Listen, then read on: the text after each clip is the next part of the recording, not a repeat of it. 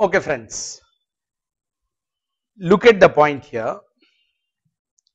For not filing the quarterly returns prior to 1/7/2012,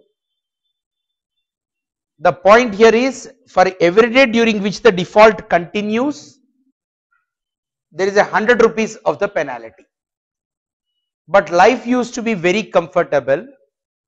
I can file a quarterly TDS return with all mistakes, but I am not being penalized. That is, if the deductor collects and gives incorrect information like a wrong PAN of the deductee or collectee, a wrong amount of the tax is deducted or collected, then no penalty. Penalty is there only for what? Penalty is there only for the failure to file the TDS return. Now the government has well understood one point. See, 100 rupees, 200 rupees penalties में मजा नहीं है. See, the deductors always used to say that if you give a wrong PAN number, how I am responsible? Now the department says, take the PAN Xerox of that fellow, take the PAN Xerox of that particular fellow, and then what is it? Then correctly file the TDS return. If you make any failure, you will be liable for 10,000 to a lakh rupees of penalty. So this is about section 234E is the point. See, this is a welcoming move. That is the reason why many companies, unless you give the PAN card Xerox, they say we will stop your payment. Why? I will give my PAN number. Still they are not accepting it. But we get irritated.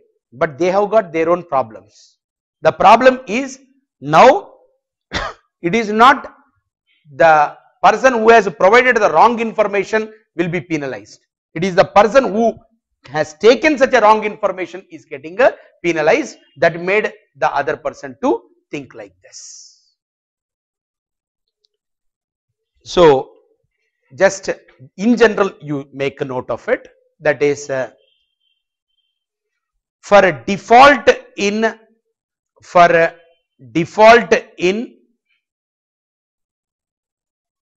filing the TDS returns, penalty shall be rupees 200 for every day, rupees 200 for every day during which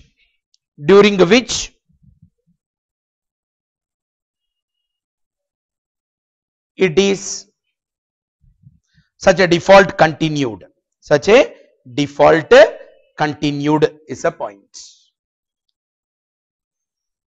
Then write down after 1/7/2012, after 1/7/2012, furnishing incorrect information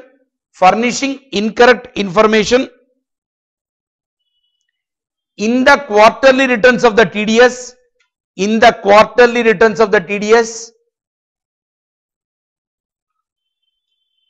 will expose the SSC to a penalty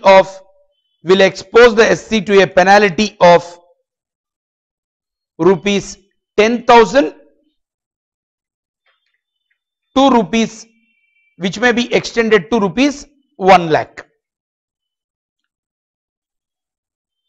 But thanks to the government which said, what is it? If there is a delay and after the delay within 1 year period, in case if you file belatedly and you show a reason why you have not done, then penalty can be well waived is a point. So now that particular point with one example you can have a look at. What is it? Discuss whether the person making the payment is liable to deduct the tax at source in the following circumstances, and also the compute of the amount of the tax to be deducted.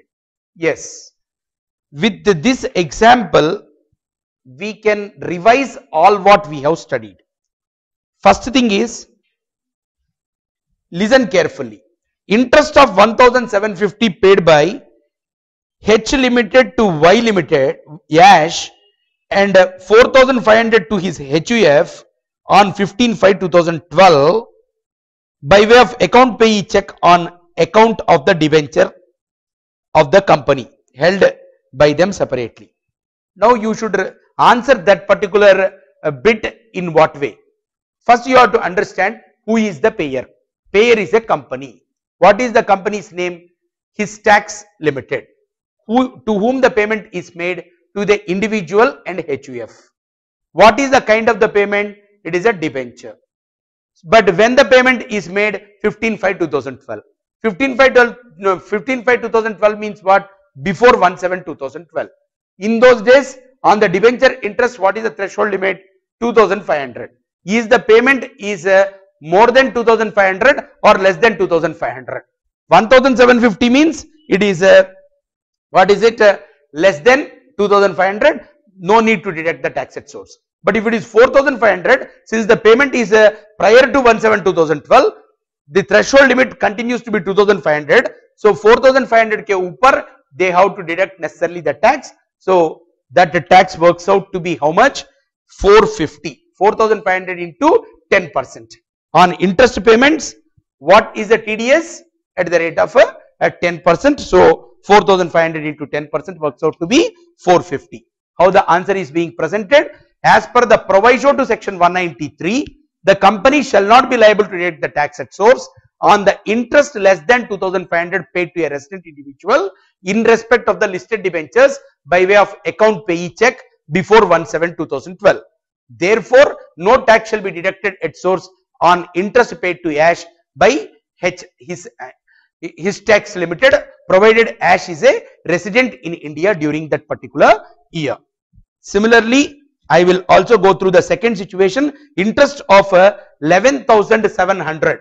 Interest of 11,700 on recurring deposit is credited to Mr. Preetham.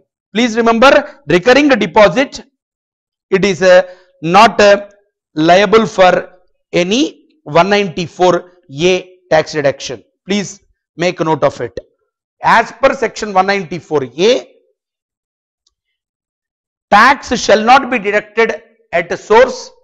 Tax shall not be deducted at a source on account of recurring deposit. On interest paid on recurring deposit. On interest paid on a recurring deposit. Then friends, there is a HNY Limited paid 5 lakhs to a non-resident entertainer. Just now you have studied, in case if a payment is made to the non-resident entertainer, which section deals with that subject? 194E. Since already you have written that, I am not making you to write. As per the provisions of section 194E, any person making the payment to a non-resident entertainer on or after 1/7/2012 is liable to deduct the tax at what rate? 20%. Because now non-resident entertainer who happen to be a non-citizen is being brought into that particular list, as well as the amendment is what? Under 194E, the rate of TDS is enhanced from 10% to 20% is the point to be well remembered. Delhi Sports Magazine paid 2 lakhs to the Shenwan, a non-resident cricketer. This also comes under which section, friends? Your which section? 194E, to the sports person. So 2 lakhs ke upar, how much percentage? Had it been paid after 1/7/2012, it is 20%, whereas this payment is made on 25/6/2012, so this is liable for 10% deduction is a point. And then Sitting fees of 15,700 paid to a director of the company on 28/8/2012. Since it is a payment made after 1/7/2012, this is liable for deduction of the tax at source at what rate, friends? 10%. Under which section, friends? Section 194. J is a point. Then 1,50,000 paid to Mr. A on 25/3/2013 by Delhi state government on compulsory acquisition of his urban land. Compulsory acquisition of urban land, if it happens, then under section 194 LA TDS is to be deducted, but in case if the amount is more than 2 lakhs only, it is subjected to the TDS. So with that I complete this particular presentation on amendments brought by the Finance Act of 2012 in the area of tax deduction at source. So tomorrow I will be continuing this saga on amendments brought by the Finance Act of 2012, useful for the students preparing for the May 2013 and November 2013, and tomorrow's topic will be assessment procedures and non-resident taxation. Thank you.